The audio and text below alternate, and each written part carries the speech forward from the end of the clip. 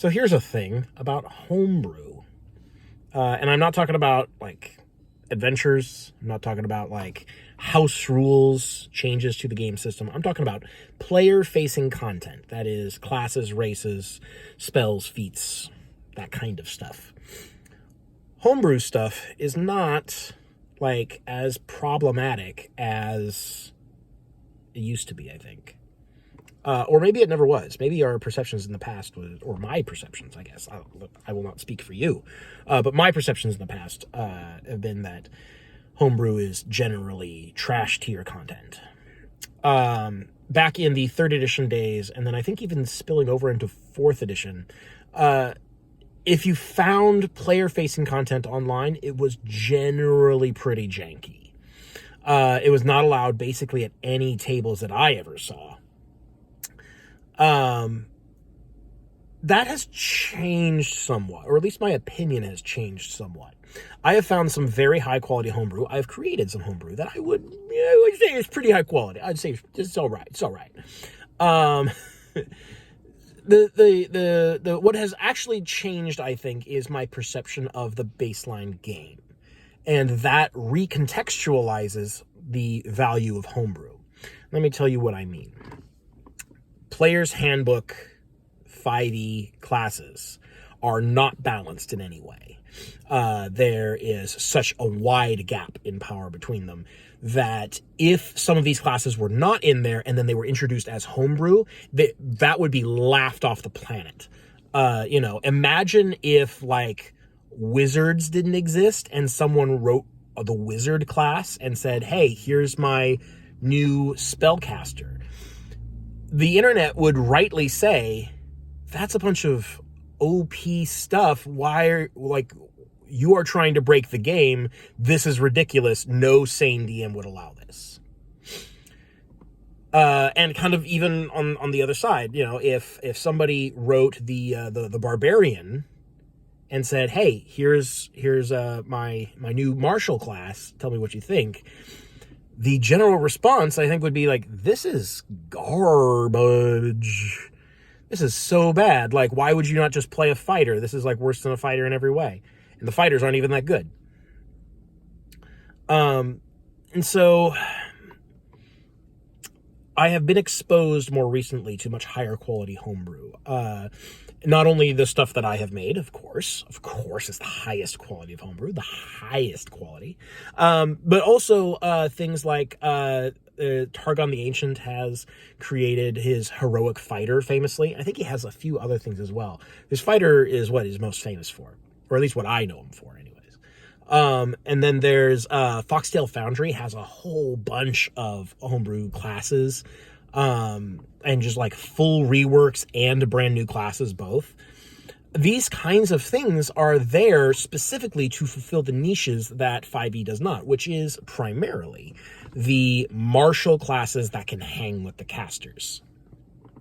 That is, these things are not going to be outclassing casters. They are not there to compete with them. Obviously, a full caster is still going to dominate the game if they choose to do so.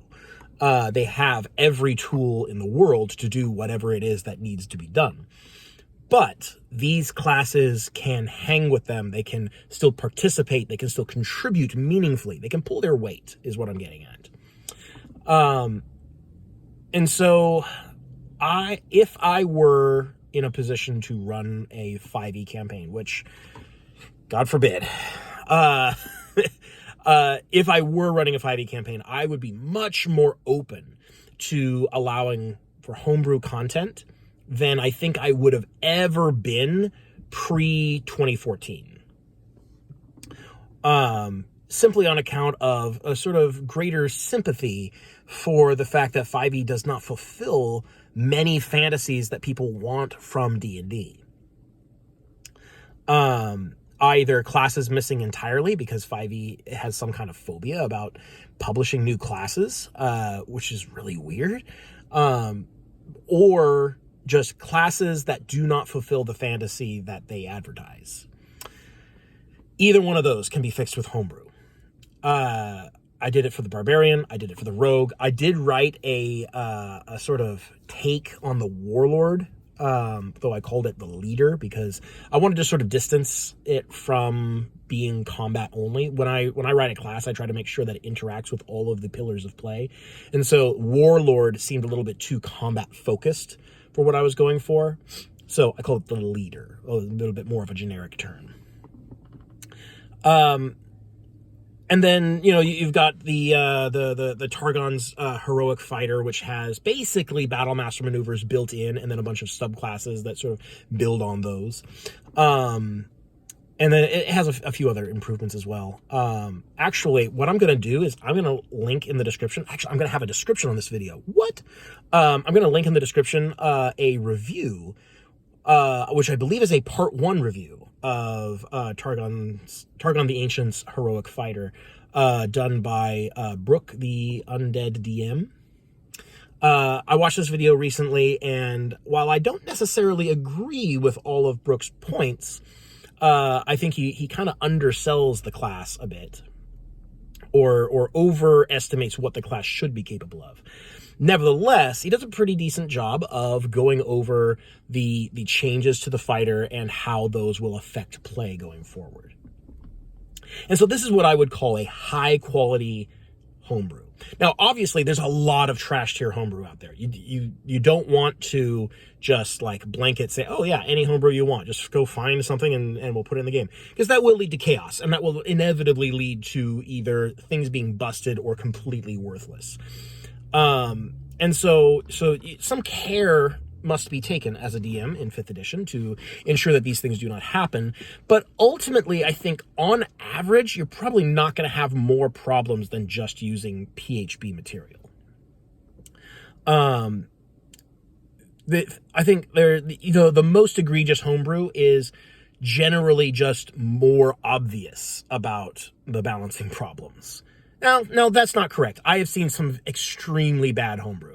So the most egregious homebrew is completely unacceptable. But like your standard low quality homebrew, the things like they wrote it down, they did not think at all about like the implications or how this is going to affect play or how it's going to interact with other stuff. That kind of homebrew, that kind of stuff is not going to be more egregious than the PHB's imbalances. It's just going to be more obvious about it. The better homebrew is actually probably better designed, better balanced than what Wizards of the Coast has written. So some care needs to be taken. And that is ultimately like why I have sort of come around on the use of homebrew in 5e, is because the official printed content is so low quality itself. Most of the quality of the writing actually goes into sort of hiding how badly designed these features are. Like, they're not necessarily poorly written. Some of it is poorly written, to be honest. But most of it is pretty well written. There's very little thought that has gone into the player experience. I made a video a while back on intentionality of design and how 5e does not have it.